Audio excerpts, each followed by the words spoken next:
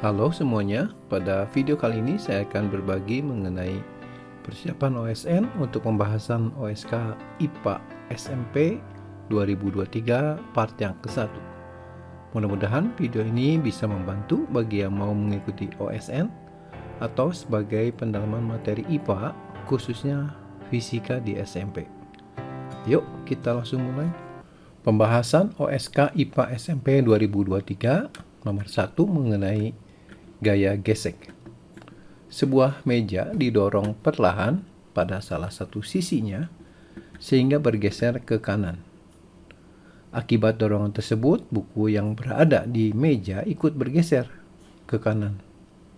Hal ini terjadi karena ini ada beberapa opsi ya. Yang pertama, gaya tersebut juga mendorong buku secara langsung. Gaya tersebut menimbulkan gaya gesek pada meja ke arah kiri. Gaya tersebut menimbulkan gaya gesek pada meja ke arah kanan. Dan yang keempat, gaya tersebut menimbulkan gaya gesek pada buku ke arah kanan. Jadi sekarang saya coba gambarkan dulu ya. Ini ada sebuah meja di atas lantai ya. Kemudian di sini ada buku ya di atas meja. Nah, jadi ketika kita beri dorongan dari kiri ke kanan seperti ini, maka sistem tersebut yaitu meja dan buku akan bergerak ya. Nah, misalkan di sini kita melihat bahwa gerakannya ke kanan. Nah, kalau kita lihat posisi pada suatu saat mungkin di sini ya, setelah didorong. Nah, kita akan mengamati dulu apa yang terjadi dengan buku ya. Kita gambarkan dulu free body-nya ini. Kita gambar ulang ya. Jadi buku ini berada dalam keadaan bergerak ya dengan kecepatan yang sama dengan meja. Jadi dia tidak bergerak relatif terhadap meja. Nah, tentu saja ketika kita mengamati buku ini bergerak ke kanan, tentunya harus ada gaya. Nah, gayanya dari mana? Ya, gayanya dari gaya kontak ya, yaitu berupa gaya gesek. Jadi gaya gesek pada buku ya bergerak ke kanan. Ya, nah sekarang kalau misalkan kita mengamati mejanya, kita bikin free body lagi ya, mejanya saja kita amati. Apa yang terjadi dengan meja kita gambarkan terlebih dahulu. Ini mejanya sedang bergerak ke kanan. Ya, tentu saja akan ada gaya yang menggerakkannya, yaitu gaya ke kanan yang tidak lain adalah F ini sendiri. Nah, bagaimana dengan gaya kontak antara buku dan meja? Ada gaya gesek tadi di gambar ini. Nah, di sini juga akan ada gaya gesek. Arahnya berlawanan dengan yang ini ya. Jadi untuk gaya gesek pada meja ya berarah ke kiri. Ya, ini kan gaya ini saling berlawanan ya. Nah, sekarang baru kita mengamati bagaimana pernyataan 1-4 ini. Yang pertama, gaya tersebut juga mendorong buku secara langsung. Jadi, apakah buku ini didorong oleh gaya F ini? Ya, tentu saja tidak ya. Jadi, pernyataan yang pertama itu salah. Kemudian yang kedua, gaya tersebut, maksudnya gaya F ini menimbulkan gaya gesek pada meja ke arah kiri ya. Nah, sekarang kita lihat ini gaya gesek ini pada meja ya, berarti yang ini yang dimaksudnya. Berarti betul ya, gaya geseknya ke arah kiri. Baik, sekarang kita lihat yang ketiga, gaya tersebut menimbulkan gaya gesek pada meja ke arah kanan. Itu saja salah. Ini kan berlawanan dengan pernyataan yang nomor 2 ini. Jadi nomor 3 salah. Kemudian yang keempat, gaya tersebut menimbulkan gaya gesek pada buku ke arah kanan. Jadi kita lihat bukunya. Gayanya yang bekerja ya gaya gesek ini. Jadi pernyataan 4 adalah betul. Sehingga untuk nomor ini pernyataan benar adalah poin 2 dan 4. Jadi jawaban yang benar untuk soal ini adalah yang C. Pembahasan OSK IPA SMP 2023 nomor 2 mengenai cermin cembung. Sebuah benda digerakkan dengan kecepatan tetap mendekati sebuah cermin cembung dari jarak yang lebih besar dari panjang fokus cermin sampai kepada jarak yang kurang dari panjang fokus cermin. Pada proses ini ada 4 pernyataan yang harus kita uji ya. Sifat bayangan berubah dari maya menjadi nyata. Kedua, bayangan selalu terbentuk di belakang cermin. Ketiga, bayangan yang bergerak mendekati cermin dengan kecepatan tetap juga ya. Yang keempat, jarak bayangan ke cermin lebih kecil dari jarak benda ke cermin. Oke, baik, kita akan memeriksa dengan cara grafis terlebih dahulu ya untuk pernyataan ini ya. Kita gambarkan dulu sebuah cermin cembung ya. Ini cermin cembung. Pusat kelengkungannya di sini, ini jarak fokusnya ada di dalam cermin ya. Sementara objek diletakkan di sini ya. Ini fokus juga ini ya. Nah, sekarang kita lihat kalau ada benda di depan cermin pada jarak yang jauh dulu ya, seperti ini objeknya. Nah, bayangannya di mana? Kita akan lukis bayangannya menggunakan dua sinar istimewa ya. Pertama, sinar sejajar sumbu utama ya, akan dipantulkan seolah-olah dari fokusnya. Jadi sinar pantulnya ke sana dan ini seolah-olah berasal dari fokus yang ini. Kemudian yang kedua, kita akan gunakan pendekatan yang terbalik ya, yaitu sinar menuju fokus ya, mengarah ke fokus. Maka di sini akan dipantulkan sejajar sumbu utama. Jadi seperti ini sinarnya. Ini sinar pantul, ini sinar pantul. Ternyata kalau kita perpanjang tidak akan berpotongan. Lain kalau kita perpanjangnya ke belakang. Jadi kita perpanjang sinar pantulnya keduanya, maka ternyata sinar pantulnya berpotongan, perpanjangan berpotongan di sini. Ya, inilah letak dari image-nya atau bayangannya, sehingga bayangan bendanya ada di sini ya. Kita melihat sekilas ya lebih kecil, kemudian lebih dekat ya dari sini ke sini. Oke, jadi kita sekarang lihat dulu sifatnya ya. Pertama, ini sinar bayangannya ada di belakang ya, berarti bayangannya maya atau terbentuk dari perpanjangan perpotongan sinar pantul ya. Itulah bayangannya maya. Kemudian kita melihat bayangannya tegak ya, ini ke atas, ini juga sama ke atas. Sebenarnya kalau bayangannya maya pasti tegak ya. Dan yang terakhir itu diperkecil ya. Tadi asalnya tingginya seperti ini menjadi ini. Nah, ini sifat cermin seperti ini sering dipakai untuk kaca spion dalam kehidupan sehari-hari yang dipakai di mobil atau motor ya. Jadi bayangan yang dihasilkan oleh kaca spion maya tegak diperkecil ya. Nah, dari sini kita bisa melihat langsung pernyataan mana yang benar dan yang salah. Oke, sekarang kita akan lihat dulu yang pertama. Sifat bayangan berubah dari maya menjadi nyata. Sebenarnya ini tidak tepat ya. Bayangan yang dibentuk ini selalu akan ada di sini. Jadi selalu maya. Tidak terpengaruh pada jaraknya ya. Jadi pasti ada di sini dan ini berarti salah ya. Jadi selalu maya mesti. Kemudian yang kedua, bayangan selalu terbentuk di belakang cermin ya, betul ya. Tadi saya sebut ada selalu maya berarti di belakang cermin ya. Kemudian yang ketiga, bayangan bergerak mendekati cermin dengan kecepatan tetap. Nah, kita harus melihat ini dengan analisis ya yang lebih dalam. Nanti kita skip dulu ini. Kita periksa dulu nomor 4 ya. Jarak bayangan ke cermin dari sini ke sini itu lebih kecil daripada jarak benda ke cermin dari sini ke sini. Ya, itu betul kan, lebih kecil jaraknya. Jadi pernyataan yang 4 itu betul. Dari sini sebenarnya kita sudah bisa menentukan jawaban yang benar adalah 24 ya, ini ya, yang C ya. Karena tidak ada lagi opsi 24 ya, dengan tambahan opsi yang lain. Khususnya nomor 3. Jadi jawabannya yang C. Tapi sekarang kita akan coba bagaimana menyimpulkan pernyataan 3 ini benar atau salahnya. Mari kita lihat dulu, ini adalah jarak dari cermin ke fokusnya, kita sebut F biasanya. Kemudian untuk jarak cermin ke benda itu SO ya. Dan jarak cermin ke bayangan itu SI ya. Nah, di sini kita melihat bahwa rumusnya sama ya, dengan lensa 1/SO tambah 1/SI sama 1/F. Tapi kita punya catatan bahwa fokus F-nya itu bernilai negatif ya. F-nya negatif, sedangkan SO kan positif. Jadi nanti kita akan coba isi SO-nya bernilai positif dengan memasukkan nilai F-nya negatif ya.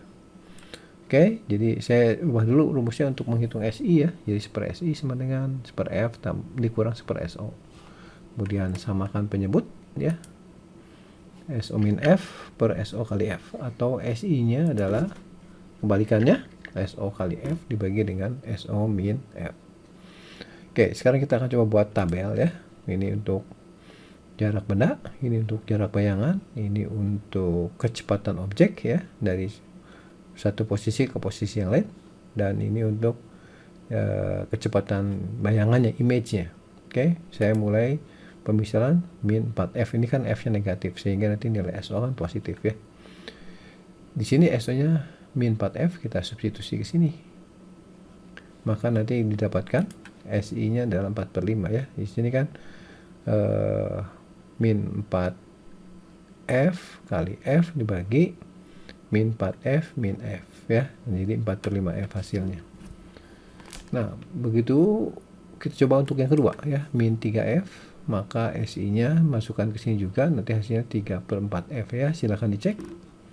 Kalau ada kekeliruan perhitungan, silahkan tulis di komen ya. Kemudian untuk posisi yang berikutnya ketiga ya, min 2F ya. Maka bayangannya 2/3F ya. Nah, dari sini kita bisa membandingkan antara kecepatannya ya. Kecepatan kan perpindahan posisi ya. Jadi dari sini ke sini kita lihat ya, dari ini ke sini kecepatannya ya, kalau misalkan terjadi dalam 1 detik ya misalkan, berarti ini ya beda jaraknya F dibagi 1 ya. Ini juga bayangannya kita bisa hitung selisihnya, yaitu min 1/20F ya. Posisi akhir kurang posisi awal ya. Oke, ini kecepatan kecepatan objek, ini kecepatan bayangan ya. Nah, kemudian kita lihat dari posisi ini ke sini ya. Berarti selisihnya F juga ya untuk VO ya. Sementara untuk image min 1/12F. Nah, dari sini ke sini kita lihat bahwa ini kecepatannya kan konstan ya, tetapi image-nya enggak ya, sehingga pernyataan yang ketiga itu tidak tepat ya. Pembahasan OSK IPA SMP 2003 nomor 3 mengenai besaran dan satuan. Pada tabel di bawah ini ditampilkan daftar pasangan besaran turunan dan besaran pokok penyusunnya. Nomor 1, ini untuk besaran turunan, ini besaran pokoknya. Besaran turunannya volume, besaran pokoknya panjang. Kemudian yang kedua, energi potensial. Besaran pokoknya massa panjang waktu. Yang ketiga, energi kinetik. Besaran pokoknya massa kecepatan. Yang keempat, tekanan, massa panjang dan waktu. Yang kelima, daya listrik, tegangan listrik, arus listrik. Dalam tabel tersebut, pasangan besaran turunan dan besaran pokok penyusun yang benar ditunjukkan oleh nomor ya. Oke, sebelum kita jawab ini, kita harus tahu dulu 7 besaran pokok ya.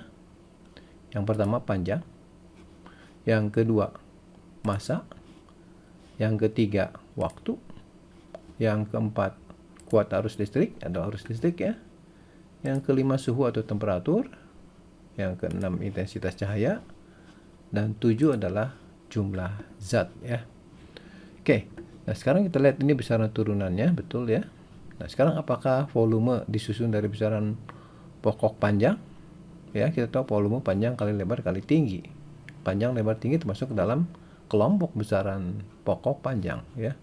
Jadi pernyataan pertama itu benar ya. Kemudian energi potensial, kalau kita lihat itu terdiri dari besaran disusun oleh besaran pokok, massa, panjang, dan waktu ya. Ya betul ya. Kemudian yang ketiga, energi kinetik disusun oleh massa dan kecepatan. Betul, tapi kecepatan itu adalah bukan besaran pokok, sehingga untuk nomor 3 ini salah ya pada komponen kecepatannya. Yang keempat, tekanan ya, disusun oleh massa, panjang, dan waktu. Ya betul ya. Kemudian daya listrik yang kelima disusun oleh besaran pokoknya, arus listrik ya. Tetapi tegangan listrik bukan besaran pokok. Memang disusun dari tegangan listrik dan arus listrik, tetapi ini bukan besaran pokok ya. Jadi untuk soal ini yang poin 5-nya itu salah di tegangan listrik, sehingga jawaban yang benar adalah 1, 2, dan 4 ya. Pembahasan OSK IPA SMP 2023 nomor keempat mengenai gelombang bunyi. Suara manusia adalah gelombang transversal dengan frekuensi kurang dari 20 kHz. Suara manusia dihasilkan oleh getaran pita suara yang memampatkan atau merenggangkan udara sehingga menghasilkan bunyi. Nah, kita harus periksa mana pernyataan yang benar sehubungan dengan soal ini. Baik, sekarang kita lihat dulu fakta mengenai gelombang bunyi terlebih dahulu ya. Jadi gelombang bunyi merupakan gelombang mekanik, yaitu gelombang yang memerlukan medium untuk merambatkan getarannya. Bisa melewati zat padat, zat cair, dan gas. Kalau gelombang elektromagnetik itu tidak perlu medium ya. Jadi bunyi merupakan gelombang mekanik.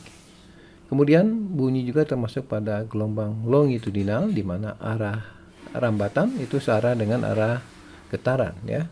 Jadi kalau kita gambarkan gelombang bunyi khususnya itu terjadi karena ada perbedaan tekanan udara ya, sehingga dia bisa merambat dari satu tempat ke tempat lain. Arah gangguan dan penjalanan gelombangnya searah, sehingga termasuk dalam gelombang longitudinal. Kalau transversal itu adalah arah kecepatan dengan arah gangguan itu tegak lurus. Oke, nah sekarang fakta berikutnya mengenai frekuensi audio ya. Frekuensi 20 sampai 20 ribu Hz itu kita sebut sebagai frekuensi audio. Ini adalah rentang frekuensi yang bisa didengar manusia. Untuk frekuensi yang kurang dari 20 Hz tidak bisa didengar, sementara yang 20 ribu Hz ke atas juga tidak bisa didengar ya.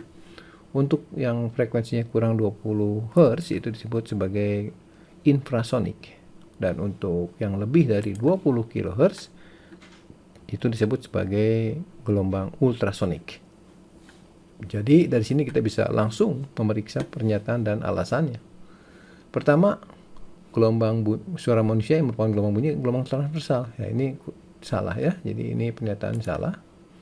Kemudian suara manusia dihasilkan oleh getaran pita suara betul, dan dengan memanfaatkan dan merenggangkan udara, betul ya, sehingga menghasilkan gelombang bunyi yang kita amati. Oke, betul. Jadi salah satu dari pernyataan ini adalah benar atau salah ya. Jadi jawaban untuk soal ini adalah yang C ya. Pembahasan OSK IPA SMP 2023 nomor 5 mengenai pembiasan pada lensa cembung atau lensa konvergen. Agar bayangan yang dihasilkan lensa konvergen bersifat maya dan berukuran 3 kali ukuran benda, maka benda harus diletakkan di depan lensa pada jarak sekian kali jarak fokus lensa ya. Oke, kita tulis dulu diketahuinya tadi bayangannya bersifat maya berarti SI-nya negatif ya, atau SI-nya minus 3 SO. Di sini perbesarannya 3 kali. Ini minus untuk menunjukkan bahwa bayangan ini adalah maya. Dan kita lihat bahwa lensa konvergen itu memiliki jarak fokusnya positif ya ketika kita masukkan ke persamaan. Oke, kita tuliskan dulu. Saya akan menggunakan dua pendekatan. Yang pertama menggunakan rumus dan kedua menggunakan pendekatan grafis ya. Kalau dua-duanya kita kuasai itu alangkah bagusnya ya. Oke, baik. Kita mulai dari yang pertama. Persamaan untuk lensa dan cermin sama ya. 1/SO tambah 1/SI sama dengan 1/F. Ini itu S objek ya, jarak objek atau benda. SI adalah S image, jarak bayangan, dan F jarak fokusnya untuk lensa ini. Nah, sekarang kita substitusikan SI-nya itu minus 3SO ya. Ini bisa kita gabungkan dengan ruas kirinya. Dengan menyamakan penyebut, jadikan 3SO aja. Maka yang ini jadi dikali 3, jadi 3. Kemudian ini minusnya pindah ke atas ya, jadi min 1. Yang ruas kanan 1/F. Disederhanakan, jadi 2/3SO sama dengan 1/F. Jadi kalau kita menghitung panjang SO tinggal kali silang. Jadi SO-nya adalah 2/3 kali F. Inilah jawabannya. Sebenarnya kita sudah menentukan bahwa ini jawabannya yang A ya. Tapi kita akan coba gambarkan supaya pemahaman kita lebih mantap ya dengan menggambar. Oke, ini adalah sebuah lensa cembung. Ini adalah fokusnya ya. Jadi lensa akan bisa bolak-balik. Jadi fokusnya bisa 2. Tergantung bendanya di mana, nanti yang akan menjadi fokus aktifnya menyesuaikan ya. Baik, sekarang kita lihat dulu untuk objeknya di sini ya. Itu tadi kita sudah dapat jawabannya ya, ada 2/3-nya. Jadi saya kalau dari sini ke sini jarak fokus, maka ya kira-kira 2/3-nya dari sini ke sini ya. Inilah objeknya. Kemudian sinar datang dari sebelah kiri ya, karena ini objeknya di sini. Jadi sinar akan menggunakan dua aja. Saya menggunakan sinar yang melewati pusat optik ya, melewati benda, melewati pusat optik.